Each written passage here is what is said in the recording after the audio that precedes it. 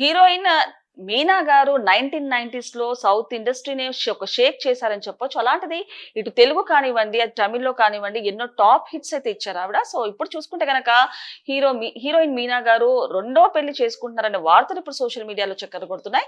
మరి దీని గురించి విశ్లేషించుకోవడానికి మనతో పాటు సీనియర్ జర్నలిస్ట్ శ్రవణ్ కుమార్ గారు ఇప్పుడు మనతో ఉన్నారు.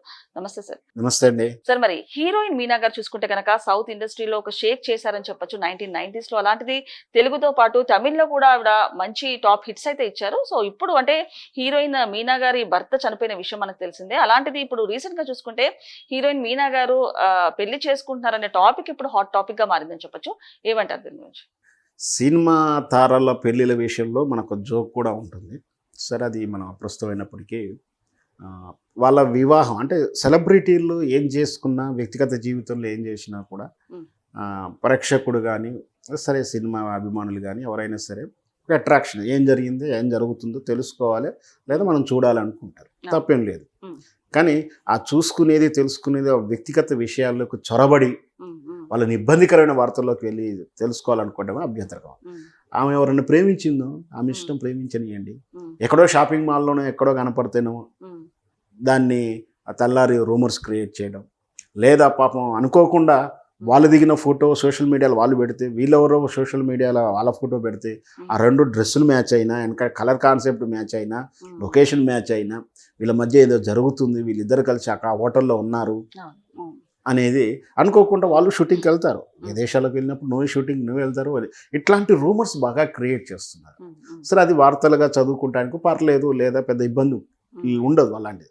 కానీ పెళ్ళి కాకుండా పెళ్ళయిందనో, వాళ్ళు రహస్యంగా పెళ్లి చేసుకున్నారనో, లేదా వాళ్ళ మధ్య రొమాన్స్ జరిగిందనో, లేదా వాళ్ళిద్దరు త్వరలో పెళ్లి చేసుకుంటారని చెప్పేసి వ్యక్తిగత జీవితాన్ని ఇబ్బంది పడేటువంటి వార్తలు ఈ మధ్యలో సోషల్ మీడియాలో బాగా వైరల్ అవుతూ ఉన్నాయి. ఎవరో ఒకరు దాన్ని అనుమానాస్పదంగానో, వాళ్ళు కలిసి తిరిగారనో రాయడం, దాన్ని బేస్ చేసుకుని ఇతరులంతా కూడా దాన్ని క్వశ్చన్ మార్క్ లేకుండా వీళ్ళు ఏదో కిటికీల దగ్గర నుంచో సోఫాల కింద కూర్చొని చూసినట్టుగా రాయడం. ఇప్పుడు మీనా గురించి మనం మాట్లాడుకోవాలంటే, మీనా రెండో పెళ్లి చేసుకుందని కూడా రూమర్స్ క్రియేట్ అయ్యాయి.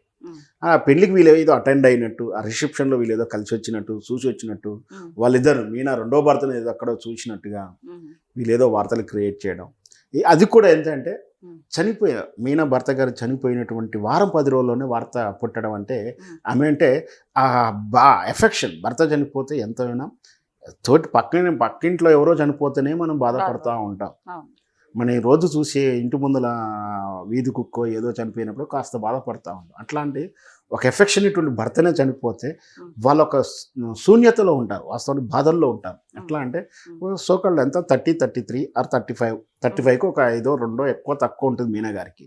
సరే, వయస్సు మనకు అప్రస్తుతం అంటే ఎటుగాడు మిడిల్ వయస్సులో అనుకోకుండా భర్త చనిపోతే ఆ గ్యాప్లో భవిష్యత్తు విషయం కానీ ఏం జరిగినా కూడా ఆ ఒక స్తబ్దతలో ఉన్న, బాధల్లో విచారం ఉన్నప్పుడు ఆమె రెండో పెళ్లి చేసుకుందని చెప్పడం ఎంత ఇబ్బందికరమైనది. నిజంగా ఆమెకి ఇబ్బందే కాదు, ఆ బంధువులు అంటే ఇప్పుడు భర్త తరపున బంధువులు కూడా వాళ్ళకి అనుమానం వస్తుంది, భయం వస్తుంది. ఆమె పిల్లలకు కూడా, సంతానానికి కూడా భయం అవుతుంది. మా మమ్మీ ఎవరన్నా చేసుకుంటుందా, మళ్ళీ ఎవరో చేసుకుంటే ఎట్లా అంటే ఇంత ఆందోళన గురి చేసిన వార్తలు క్రియేట్ చేయడం చాలా బాధాకరణం.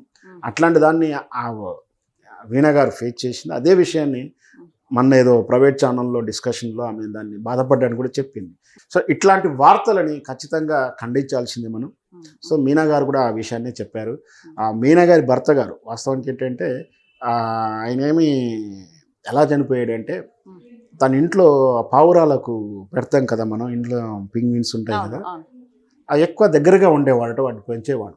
అయితే దాని నుంచి వచ్చేటువంటి వైరస్ ఉంటుంది, అంటే పావురాలు విసర్జించేటువంటి దాంట్లో నుంచి వైరస్ ఎక్కువ ఎఫెక్ట్ అయ్యే అవకాశాలు ఉన్నాయి. అందరికీ కావు, ఆ తీవ్రత ఎక్కువగా ఉన్నప్పుడు అది ప్రాథమిక దశలో గుర్తించకపోవడం, దాంతో ఇన్ఫెక్షన్ వచ్చేసి చనిపోయాడు. సో ఆ చనిపోయే వారం 10 రోజులకే ఇట్లాంటి రూమర్స్ పుట్టడం అనేది నిజంగా బాధాకరం. సరే, ఇంకొకటి ఇప్పుడు ఈ రోజుల్లో సోషల్ మీడియాలో చూసుకుంటే కనుక కీలకంగా మారుతుందని చెప్పొచ్చు. అలాంటి అందరి కాదు, కొంతమంది కేటుగాళ్ళు ముఖ్యంగా పర్టికులర్ గా లేడీస్ ని ఉద్దేశించి సోషల్ మీడియాలో అసభ్యకరమైన కమెంట్స్ పెట్టడము. అంతకుముందు చూసుకుంటే కనుక నటి రమ్య మీద కూడా కొన్ని కీలకమైన కమెంట్స్ కానివ్వండి, మొన్న శ్రీరంగ సుధా మీద కూడా అంటే కొన్ని వీడియోస్ కానివ్వండి, విజువల్స్ బయట పెడతామంటూ ఇట్లాంటివి సోషల్ మీడియా వేదికగా జరుగుతున్నాయి. వీళ్ళకి ఎలాంటి అంటే యాక్షన్స్ తీసుకుంటే ఇవన్నీ అరికడతారని చెప్పొచ్చు సార్? ఖచ్చితంగా ఏంటంటే, వీళ్ళకు ముఖం తెలుసు, అంటే సెలబ్రిటీ గురించి తెలుసు కానీ సెలబ్రిటీతో పరిచయాలు ఉండవు వీళ్ళకి ఎక్కువ. ఆ.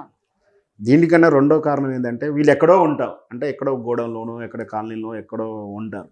యాక్సెసిబిలిటీ ఇన్ ఇంటర్నెట్టే. ఖాళీగా కూర్చొని 4 అక్షరాలు టైప్ చేస్తే సరిపోతుంది, మనల్ని ఏం చేయలేడు అనుకుంటారు. ఆ షాడిజం లక్షణాలు ఇవన్నీ కూడా ఏంటంటే షాడిజం. కనిపించా కానీ ఏదో బూత్ అనేసడం, అంటే వాళ్ళు ఏ బాధతో చెప్తున్నారు ఎందుకు చెప్తున్నారు అర్థం చేసుకోకుండా కనపడగానే ఏదో బూత్ కామెంట్ చేయడం, లేదా వాళ్ళ ఫోటోలు మార్ఫింగ్ చేయడం, ఆ మార్ఫింగ్ చేసిన ఫోటోలు సోషల్ మీడియా పెట్టడం, వీళ్ళేదో థ్రిల్ ఫీల్ అవ్వడం, అంతా చట్టానికి దొరకమని అనుకుంటున్నారు. ఖచ్చితంగా చర్యలు తీసుకుంటే మాత్రం ఎక్కడి నుంచి దాచుకున్నా ఎక్కడ పెట్టినా కూడా చట్టం చర్యలు తీసుకుంటే మాత్రం ఇది కంప్లైంట్ ఇవ్వాలి. వాళ్ళకి ఇచ్చి కఠినమైన శిక్షలు వేస్తే కానీ ఇట్లాంటి కొంచెం అరికట్టవచ్చు. సరే, ఇంకొకటి సార్, అంటే ప్రతి ఒక్కరి జీవితంలో పెళ్లి అనేది కీలకమైన ఘట్టం అని చెప్పొచ్చు. అలాంటిది రోజుల్లో అంటే 30s లో కానివ్వండి 40s లో కానివ్వండి చాలా మంది భర్తలు చనిపోతున్నారు, అంటే హీరోయిన్స్ కానివ్వండి బయట కానివ్వండి. అంటే నిజంగానే అంటే ఒక తోడైతే ఉండాలి జీవితంలో. సో ఇలాంటివి జరిగినప్పుడు నిజంగానే ఇప్పుడు సింగర్ సునీత గారు కూడా ఒక ఆదర్శం అని చెప్పొచ్చు. సో ఎలాంటి స్టెప్స్ తీసుకోవాలంటారు సార్ నార్మల్గా? ఖచ్చితంగా తోడు నీడ అంటారు. మన జీవన విధానంలో వివాహ వ్యవస్థ ఉంది. వివాహ వ్యవస్థ కుటుంబ వ్యవస్థ మనకు తెలుసు. ఎప్పుడైతే మన ఆటవిక జీవనంలో నుంచి సామూహికంగా సంఘ జీవం కుటుంబ జీవనం ఉన్నప్పుడే వికసించింది, నాగరికత కూడా వికసించింది. ఇట్లా కూడా మనం ఒంటరిగా ఉన్నదానికన్నా కుటుంబ పరంగా ఉంటే చాలా భద్రత ఉంటుంది, మనలో వికాసం ఉంటుంది. అట్లాగే ఈ వివాహ వ్యవస్థలో పాప అనుకోకుండా చనిపోయింది అనుకోండి, మగవాడి విషయం అయితే మనకు అప్రస్తుతమైనప్పుడు, స్త్రీ విషయంలో మన సునీత గారి వివాహం విషయం చూసుకున్న నడి వయసులో చనిపోయినప్పుడు, అంటే ఆల్రెడీ కుటుంబ వ్యవస్థ అంటే తోబుట్టులను వదిలేసి కన్నతల్లిదండ్రులు వదిలేసి వచ్చేసి ఉంటుంది. అంటే ఒక 10-15 ఏళ్ళు కాపురం చేసిన తర్వాత సొంత ఇంటితోటి పుట్టింటితోటి బంధాలు దూరం అయిపోయి ఉంటాయి, గ్యాప్ ఉంటుంది.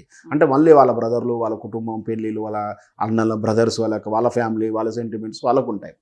ఈమె అనిశ్చిత పరిస్థితిలో ఉంటుంది. దీనికన్నా ముందు అంటే ఆ స్థితిమంతులు అయితే పర్లేదు, ఆర్థికంగా లేని వాళ్ళు మరి వాళ్ళ జీవన పోషణ పిల్లల భవిష్యత్తు చూడాలి. వీటన్నిటికి తోడు ఆమెకు ఒక భద్రత ఉండాలి. రేపు వయసు అయిపోయిన తర్వాత వృద్ధాప్యం అయిపోయినాక కానీ ఉండాలి. మళ్ళీ పెళ్లి చేసుకోవడం తప్పు లేదని నా అభిప్రాయం. ఇదే విషయాన్ని సునీత గారి వివాహ సందర్భంలో కూడా చర్చల్లో కూడా నేను అదే చెప్పాను. సునీత పెళ్లి చేసుకోవడం తప్పు కాదు, ఆమె వ్యక్తిగత జీవితం, దాన్ని మనం విమర్శించడం తప్పు. ఆమె చేసుకోవాలా వద్దా ఆమె కుటుంబంలో ఉన్న పిల్లల నిర్ణయం, అది కుటుంబ నిర్ణయం.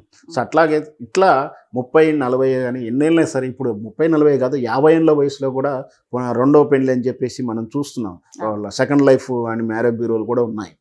చేసుకోవడం తప్పేం లేదు, ఎందుకంటే మనిషికి తోడు ఉండాలి. రేపు పొద్దున వయసు రీత్యా అనారోగ్య రీత్యా కూడా మంచాలు ఉన్నప్పుడు కూడా సేవ చేయడానికో సేవ చేయక ఒక మనిషి మన కోసం ఉన్నారనుకో ధైర్యం ఉండాలి. అట్లాంటి వాళ్ళు పెళ్లి చేసుకోవడం తప్పేం లేదు.